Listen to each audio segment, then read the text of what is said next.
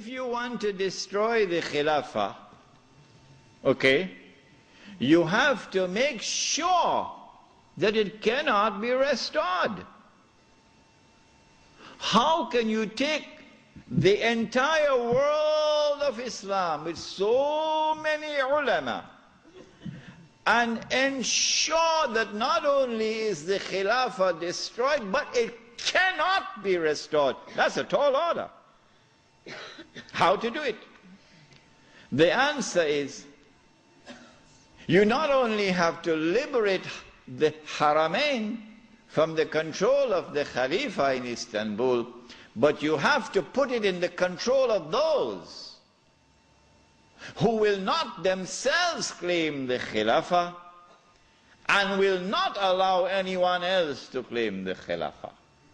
And so long as these people keep control of the Haramain and the Hajj, the Khilafah can never be restored. Simple, isn't it? Simple, isn't it? And so that was why they had to make the trip to Riyadh to meet, what's his name? Abdul Aziz Ibn Saud. Correct name? Of course it's the correct name. Why are you afraid to mention it? But Abdul Aziz Ibn Saud did not control the Hijaz. So he couldn't command the check for £7 million. Huh? He had to be content with something less than that. So what the British offered to him was, if you would sign the same kind of agreement with us and violate the specific command in the Quran and betray Allah and His Messenger and betray the Ummah, if you will do that, we pay you £5,000 a month. Would you accept that? Abdul Aziz says yes. Yes. And in 1916, Abdul Aziz ibn Saud signed an agreement with Britain. Yes. Which made of him a military ally of Britain, subservient to Britain. But when the Ikhwan, who were his military force, questioned him, how can you sign this agreement with Britain? And how can you accept this money from Britain, £5,000 a month? Abdul Aziz ibn Saud says, this is jizya.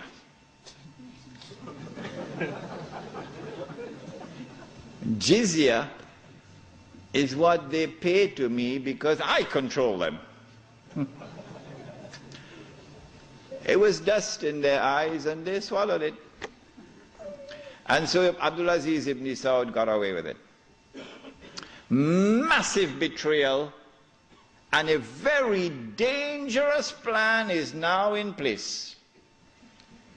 As soon as the Khilafah is destroyed, that Abdul Aziz ibn Saud will be given what is known as the green light, something that Saddam Hussein knows about, the green light. And then he will attack and take control of the Haramain. And when once he does that, he won't make the mistake of ever claiming the Khilafah for himself. And he will never allow anyone else to claim the Khilafah, because no one else can take the control of the Hijaz and the Haramain from them, because they are supported by Britain. And so goodbye to the Khilafah. It's gone. It can never be restored. Never, never, never be restored. So long as Britain and the United States of America underwrite the security of the Saudi state, you can never, never, never restore the Khilafah. By 1919, the Ottoman Empire was in shambles, falling apart. And a British army under General Allenby, with many Arabs and Punjabi Muslims fighting faithfully under his control, attacked the Turkish garrison which was defending Jerusalem, defeated it, and liberated the Holy Land. This was a joyous day for the Jews, because now the countdown is really moving forward and the golden age is coming back. In the same 1919, when the Ottoman Empire is collapsing and it is losing all its non-Turkish possessions, all the Arab parts of the Ottoman Empire are falling away, the Greek army now invades the Turkish mainland, Anatolia. And the Turkish people now have a tremendous fright in their hearts because the Greeks hate them with a PhD in hatred. So Britain now has to create a Turkish general who would appear to the Turkish people as a savior who has come down from the heavens with his hands resting on the wings of angels to save the Turkish people.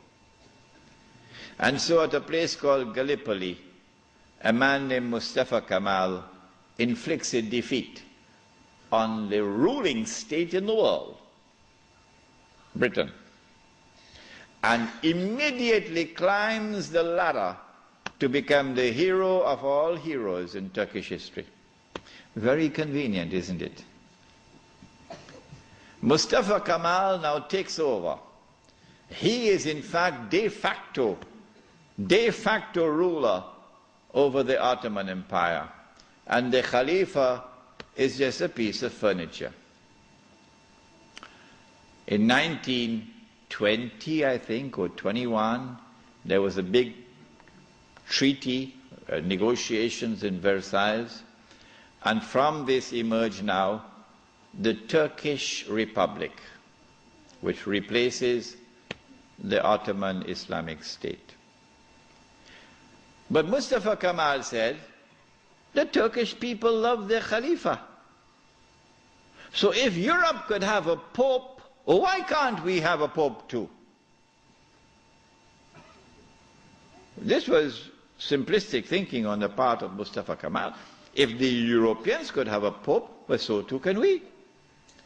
So the new Turkish government of Mustafa Kemal decided to take the Khilafa and remove from it all political authority and make the Khalifa the equivalent of the Pope.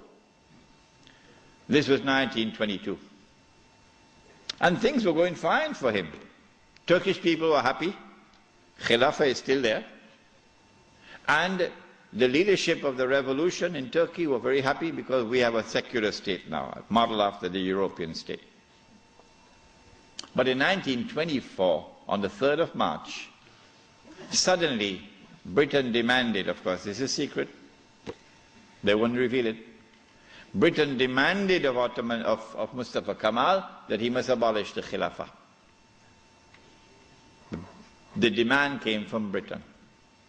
And on the 3rd of March 1924, the Turkish Republic abolished the Khilafah.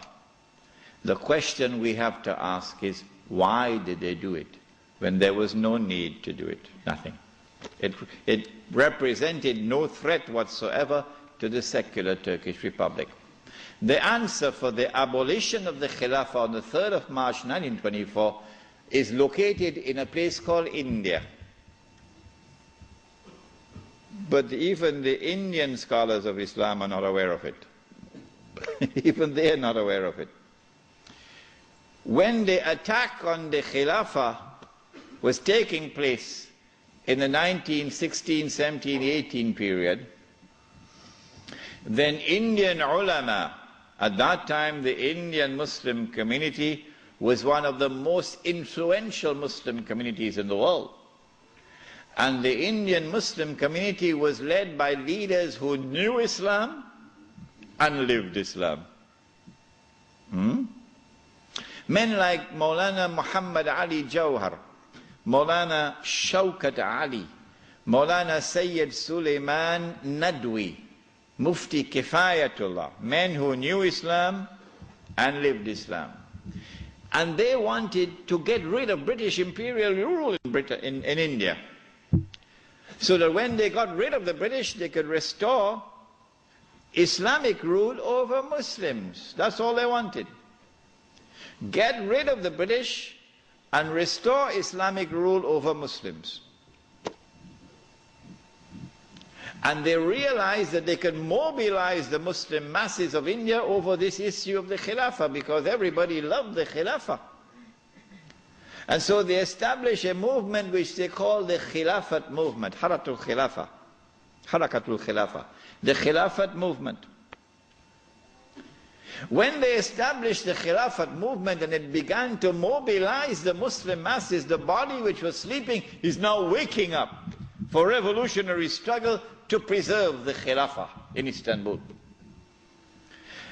The leader of the Hindus realized, but wait a minute, the Muslims want the same thing that we want.